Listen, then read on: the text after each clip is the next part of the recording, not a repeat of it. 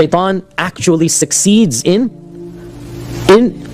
deceiving the Prophet Muhammad ﷺ, and the Prophet ﷺ recites satanic verses, and Allah then corrects the satanic verses, and the proper recitation is revealed, and therefore the Quraysh, who initially said, okay, let's all join hands, they say, no, we're not going to join hands.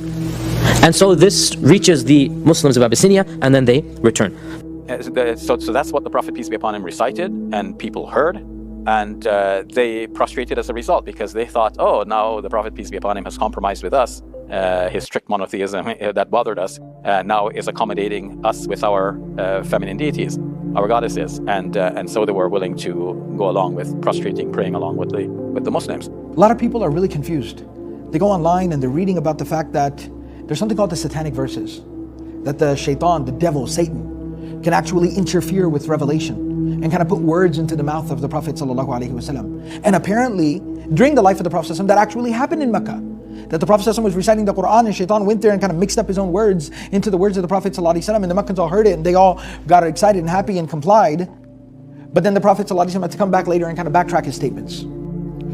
Now, even if this was true, and even if this was Satan who spoke in his tongue or looked like Gabriel or whatever, that's an issue itself, because the Quran in different verses it says that nobody would be able to come up with a verse like Quran, not even Ins or Jan, not even like Satan, not even Jan, not even nobody will be able to.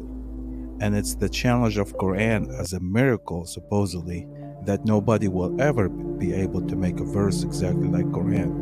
Now we see that Muhammad and everybody around him got tricked. Even Gabriel himself, they didn't know what they thought, that what Muhammad was saying was Quran, and they accepted it, and they even prostrated. They kneeled to Allah, and they prayed using those verses, until Gabriel came later on and said, can you read to me again what you were saying? He read it again. He said, oh no, those verses are not mine. I did not tell you that. So we see from here that, considering even if this is true that Satan said that, not Muhammad, now we see that Satan was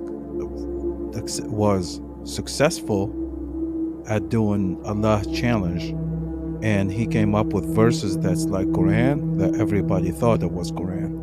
In the first page of Surah An-Najm, Allah subhanahu wa ta'ala says, I'll give you the ayah number right now, ayah number 19 and 20. Najm 19 and 20. أَفَرَأَيْتُمُ اللَّاتَ وَالْعُزَّى وَمَنَاتَ الثَّالِثَةَ الْأُخْرَى. Have you not seen Lāt and Uzzā and the third of them, Manāt? Have you not seen Lāt and Uzzā and the third of them, Manāt? What are these three? These are the three gods, the three idols, right? Now, in the Qur'an, verse 17, have you not seen, verse 19, have you not seen Lāt and Uzzā? Verse 20, and Manāt, the third of them. Verse 21, are you going to get the females and you will give him the males? Remember, the Arabs look down at women, right? So Allah is telling them, so you give him what you discard. You're going to kill girls, and yet you want your Lord to have daughters. 𝗁𝗐 إِذًا قِسْمَةٌ ضِيزَى. What an unfair sharing. This is what the Qur'an says in front of us. Now, what is the story? You need to pay attention, a little bit of academic things here. So verse 19, verse 20. Have you seen Lāt and Uzzā and the third of them, Manāt? 𝗪wa ibn 𝗂𝗵 said, after verse number 20, Shaitan cried out, and he added 2 verses that were not in the Qur'an, and these verses were heard by the mushrikun but not by the Muslimun. Shaitan cried out in his own voice, in his own tongue, and he added 2 verses. Have you seen Lāt and Uzzā and the third of them, Manāt? This is in the Qur'an. Then he added, تِلْكَ الْغَرَانِيقَ الْعُلَى وَإِنَّ شَفَاعَتَهُنَّ لَتُرْتَجَى. Gharaniq, this is where we get this from. These idols are the mighty pelicans or cranes. Gharaniq al-ula. These are the high and mighty pelicans, beautiful pelicans, right? وَإِنَّ شَفَاعَتَهُنَّ لَتُرْتَجَى. And their requests will be granted. Now this is the first time that the idols are being praised, apparently, right? The idols are being praised. That these idols are beautiful birds, and their intercession will be accepted. You should worship them. And so, Urwa says, when the mushrikun heard these verses, they thought the Prophet Muhammad has compromised. Finally, he's come to a middle ground. He's willing to accept our gods. And did they have a problem accepting Allah? Did they have a problem? No, they had no problem accepting Allah, right? Because they believed in Allah. But their problem was, you rejecting our gods, right? And so they said, the Prophet Muhammad ﷺ has agreed to accept our gods. And so when he finished the surah and he prostrated, they basically said, we're all in agreement now, we don't mind worshipping along with you. And Ibn Abbas said, the hadith is in Bukhari, Surah An-Najm, Tafsir Surah An-Najm, the chapter of Surah An-Najm, Ibn Abbas said that the Prophet ﷺ recited Surah An-Najm, and he prostrated, and all of the Muslims and the mushriks and even the jinn and the ins prostrated with him. Before I play the rest of the videos and show you what their explanation of the satanic verses, I want real quick say the details that they will not say, and it's all over the hadith, tafsir, everywhere. But they, of course, they struggle with this and they can't even mention it. That why, because they know it will cause a lot of doubt and a lot of suspicion. So the part they will not mention is Muhammad was struggling with Quraysh at that time, that would not believe in him, that would not believe in Qur'an, that would not accept Islam, because they keep telling him, you don't recognize our idols, we will not recognize your religion. And at that time they believe already in Allah, they believe us, he's an idol as well. They're the one that, if you look the origin of the word Allah, you will know that Quraysh came up with it pre-Islam, and that he has 3 daughters, and that's what this whole satanic verses is about. They kept telling him he needs to at least mention their idols. That way they will accept the religion, but if he doesn't mention them, they will not. So Muhammad was about to give up, like he was depressed that they wouldn't listen to him, wouldn't accept him. So he was like, okay, well, nobody believe in me anyway, so might as well try it.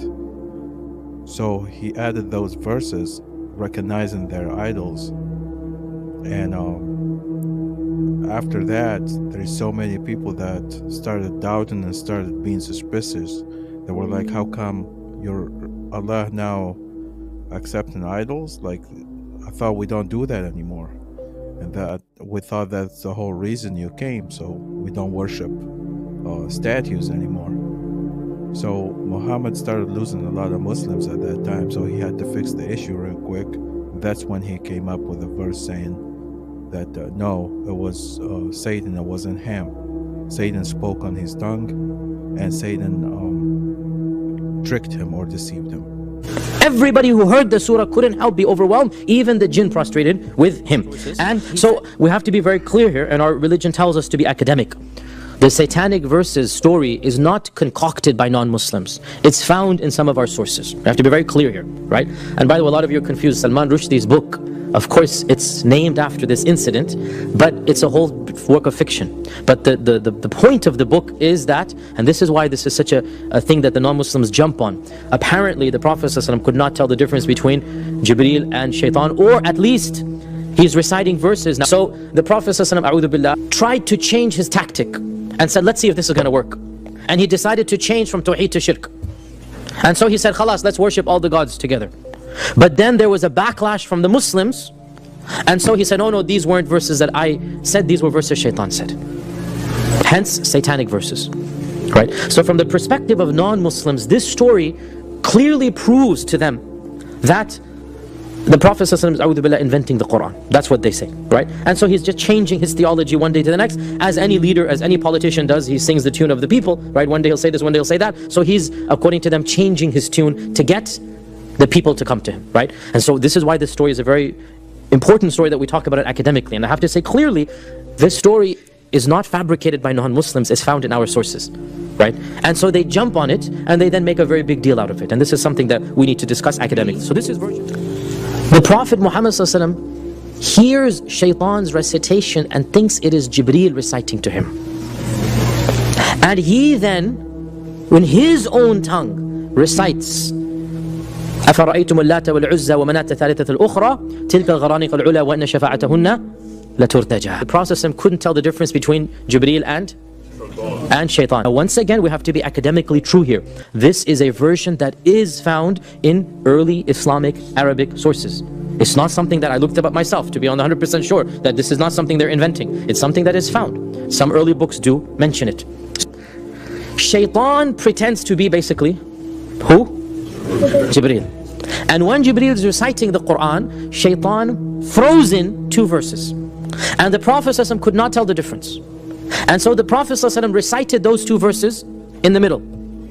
And then when the Quraysh prostrated, according to these reports, Jibreel came back to him and said, "What did you recite?" And so the Prophet ﷺ recited with those two verses. And Jibreel said, "I never recited these two verses to you. I didn't come with these two verses." And the Prophet ﷺ became very depressed and very hurt that he thought that he was inventing this. And then Allah revealed Surah Hajj verse 52. Surah Hajj verse 52, what does it say? It's a very important verse, and according to this interpretation, it is linked to the satanic verses story. Surah Hajj verse 52 says that never did we send before you a prophet or a messenger, except that when he إِذَا تَمَنَّى, when he, now here's what does tamanna mean? For now, let us just say it means to recite, even though there's another interpretation. One interpretation says when he recites, 𝗶ْقَ الشَّيْطَانُ فِي أُمْنِيَّتِهِ, Shaitan adds something to his recitation.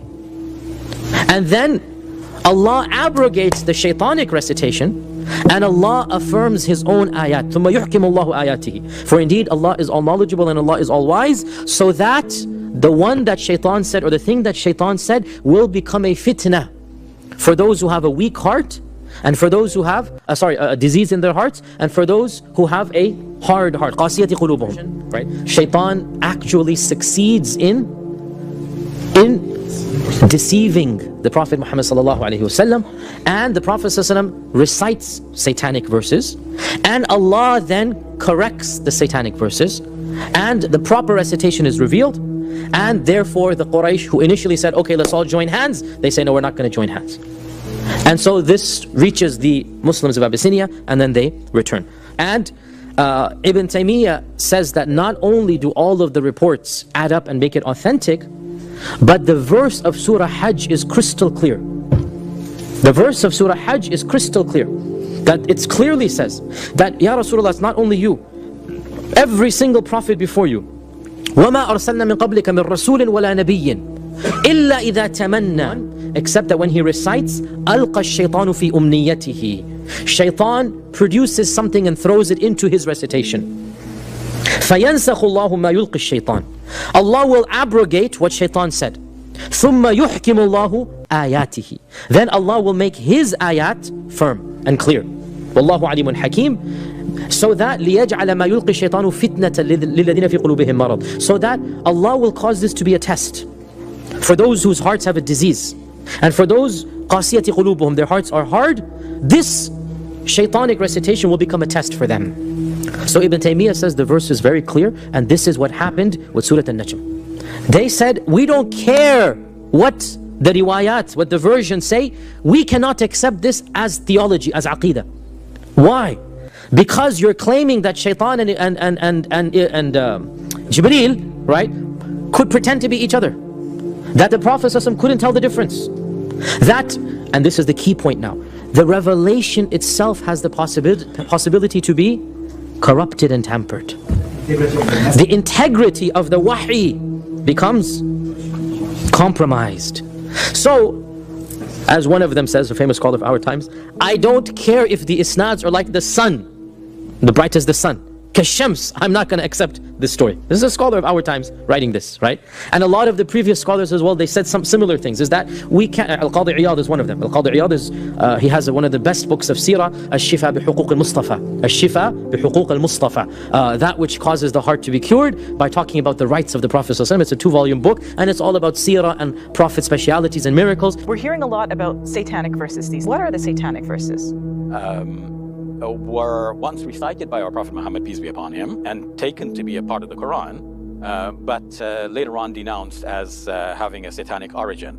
To give more details about that, the story says that when the Prophet Muhammad, peace be upon him, was reciting the 53rd chapter of the Qur'an, at a certain point, the chapter as it is now, in verses 19 to 20, says something like this. Have you not considered al-Lāt and al-Uzzā, which are names of two of the goddesses that were worshipped in Arabia at the time, which Islam comes to denounce and say there's only one goddesses, God. Yeah, so these are pagan goddesses.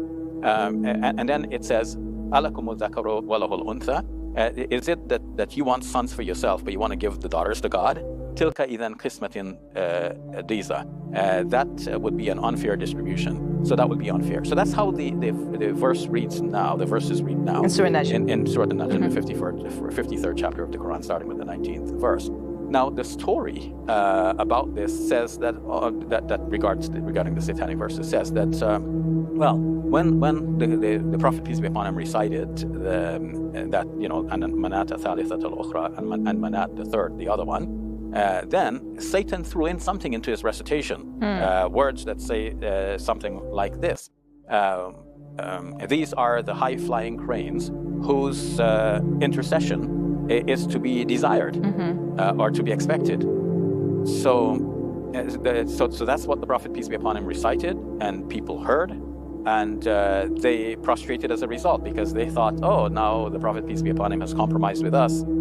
His strict monotheism that bothered us now is accommodating us with our feminine deities, our goddesses, and so they were willing to go along with prostrating, praying along with the Muslims, until the angel Gabriel came to the Prophet Muhammad peace be upon him and asked him, can you recite to me what you were reciting? So the Prophet recited like that, including the verses that praise the feminine, the goddesses. And then Gabriel says, well, you know what, that part is not from me, that part is from the shaitan, so that has to go.